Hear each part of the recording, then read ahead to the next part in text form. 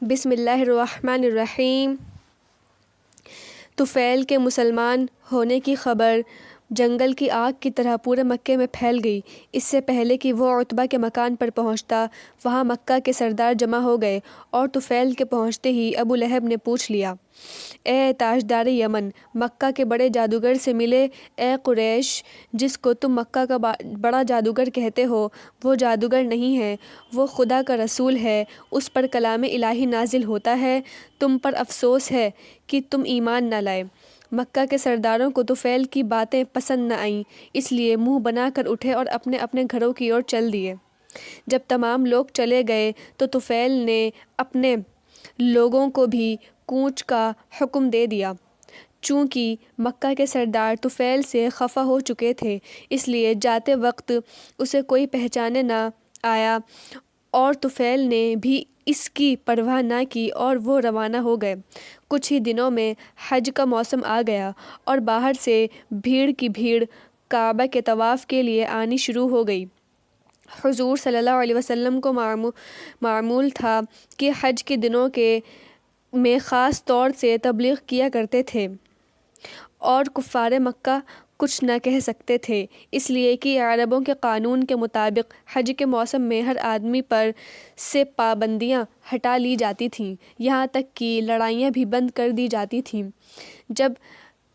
جب آزادی ملتی تو اس کا فائدہ حضور صلی اللہ علیہ وسلم اور آپ کے ساتھی مسلمان اٹھا لیتے اور اسلام کی تبلیغ کی ایک مہم چلا دیتے۔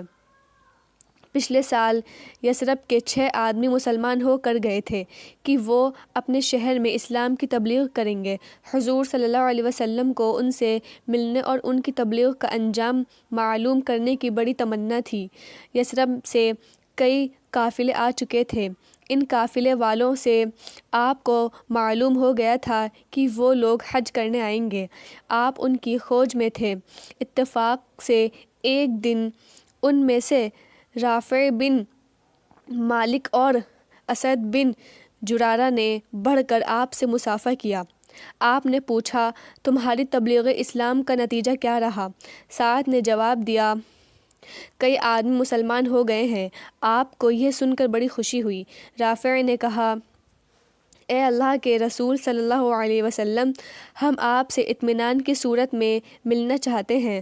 آپ نے فرمایا: تم لوگ منی عقبہ کی گھاٹی میں آج رات کو آ جاؤ، وہیں ملاقات ہوگی۔ بہت اچھا، ہم سب وہیں حاضر ہوں گے، رافع نے کہا۔ رات میں جب حضور صلی اللہ علیہ وسلم گھاٹی میں پہنچے تو وہاں 12 آدمیوں نے آپ کا استقبال کیا۔ آپ پتھر کی ایک چٹان پر بیٹھ گئے۔ آپ نے فرمایا: اے یثرب مسلمانوں، مجھے تمہارے آنے سے بڑی خوشی ہوئی ہے۔ مسلمان آپس میں بھائی بھائی ہوتے ہیں، تم ہم سب ہمارے بھائی ہو۔ جو مسلمان اپنے کسی بھائی کو حقیر و ذلیل سمجھے گا، وہ جنت میں داخل نہ ہوگا۔ مسلمان وہ ہے جو ایک خدا کی پوجا کرے اور کسی کو خدا کا شریک نہ کرے، شراب نہ پیے، کسی پر تہمت نہ لگائے، کسی کی غیبت نہ کرے، جوا نہ کھیلے، زناکاری نہ کرے، نماز روزے کا پابند رہے، زکوٰۃ دے، حج ادا کرے، مسلمانوں کی ہر ممکن مدد کرے، بندوں کے حقوق کا خیال رکھے، نیکی کا نمونہ بنے۔ کیا تم اقرار کرتے ہو کہ مسلمان ہو کر کامل انسان اور پکے مسلمان بنو گے؟ پھر آپ نے فرمایا: اچھا، میرے ہاتھ پر ہاتھ رکھ کر اقرار کرو کہ خدا ہمیشہ سے ہے اور ہمیشہ رہے گا اور ہم اسی کی عبادت کریں گے، کسی کو اس کا شریک نہ بنائیں گے، شراب نہ پئیں گے، جوا نہ کھیلیں گے، کسی پر تہمت نہ لگائیں گے، اپنی لڑکیوں کو قتل نہ کریں گے اور ہر اچھی بات میں نبی کی اطاعت کریں گے۔ سب نے ایک ایک کر کے حضور صلی اللہ علیہ وسلم کے ہاتھ پر ہاتھ رکھ کر ان تمام باتوں کا اقرار کیا۔ یہ طریقہ بیعت کرنے کا تھا اور یہ بیعت پہلی بیعت عقبہ تھی جو سن 12 نبوی میں ہوئی۔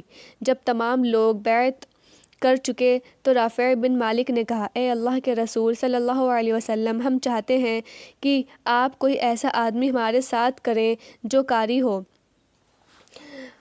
مبلغ ہو، شریعت کو خوب جانتا ہو، اچھی تقریر کر سکتا ہو، دشمنوں کی زیادتیوں سے نہ گھبرائے، نہ ڈرے۔ حضور صلی اللہ علیہ وسلم نے فرمایا: ٹھیک ہے، میں کل صبح تمہارے پاس مصعب بن عمیر کو بھیجوں گا جو تمہارے ساتھ یثرب جا کر تبلیغ کریں گے۔ رافع نے کہا، بہت خوب، اب دعا فرمائیے کہ اللہ یثرب والوں کو مسلمان ہونے کی توفیق عطا فرمائے۔ حضور صلی اللہ علیہ وسلم نے دعا مانگی اور یہ مجلس برخاست ہو گئی۔